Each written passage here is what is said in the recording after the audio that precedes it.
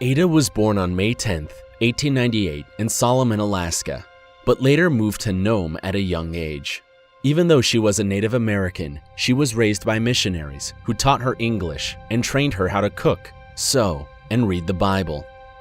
At the age of 16, Ada married a local dog musher named Jack Blackjack, and together they had 3 children. Unfortunately, the 2 died young, and only one survived. His name was Bennett. After the tragic death of their 2 children, their relationship grew apart, and after 5 years together, they decided to get a divorce. Ada, being a single mother at 21 and without any relative to rely on, she made a tough decision to leave 5-year-old Bennett, who was suffering tuberculosis at the time, at a local orphanage, and she vowed to bring him back after she made enough money. Ada worked as a housekeeper for a couple of months, but the pay was so little that it was not enough to support for 2 people. Desperate to look for decent pay, she accepted a job from a Canadian explorer named Vilhjalmur Stephenson to be part of his expedition crew. Stephenson also hired Alan Crawford, Fred Maurer, Lorne Knight, and Milton Gale. The objective was to reach the Wrangler Island, an island located in the Arctic Ocean. Their mission was to survey the landscape and live there for a year to claim it for Canada. Stephenson handpicked the crew. The 4 men were responsible for hunting as well as map surveying, and Ada's job was to cook for the crew and repair damaged clothes. At the end of the trip, she was guaranteed to get paid $600, around $7,200 in today's money. Stephenson himself didn't join the expedition. He merely funded the mission and provided 6 months of food supplies. Apart from them, the 5 crew were also accompanied by a party of Native people to guide them in their trip. But on September 9, 1921, as soon as they landed on the Wrangler Island, all the Native people on the ship decided back down since they thought that it was too dangerous.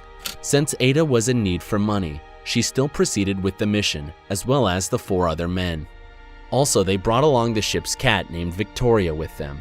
Throughout the trip, Ada kept a diary to record her activities. One of the first things she wrote upon arrival was, "I thought at first that I would turn back, but I decided it wouldn't be fair to the boys."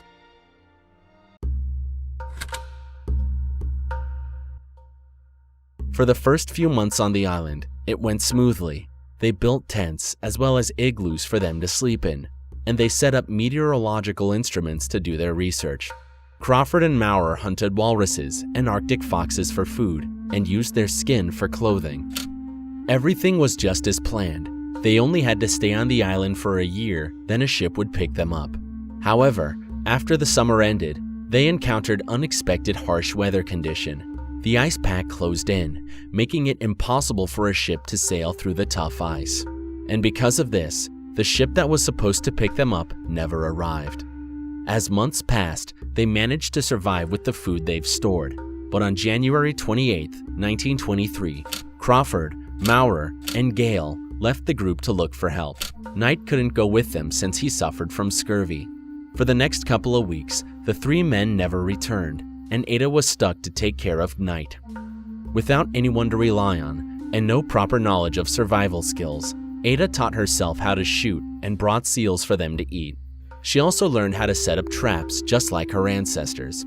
She crafted snares to catch Arctic foxes, which proved to be a success. She hauled driftwood and chopped it for fire, and even built a lightweight boat to hunt more effectively. At night, she slept right beside her gun, just in case a polar bear came too close to the tent. Despite the effort she did to keep Knight alive, he died on June 23rd. Ada recorded the event in her diary. The day of Mr. Knight's death. He died on June 23rd. I don't know what time he died though. Anyway, I write the day, just to let Mr. Stephenson know what month he died and what day of the month. With his death and the 3 men who never returned, Ada's only company was the cat, Victoria. The thought of seeing her son again made her strive harder to survive. She continued to push forward, and eventually, 2 months later, on August 19th, with most of the ice pack dissolved, a ship arrived on the Wrangler Island to rescue her.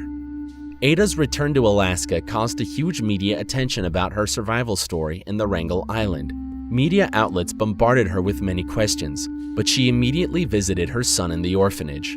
The money she received from Stephenson was less than was promised, but it was still enough for Bennett's treatment. After the event, she avoided the spotlight and kept a low profile. Today, she's buried in Anchorage Memorial Park in Alaska, right next to her son's grave.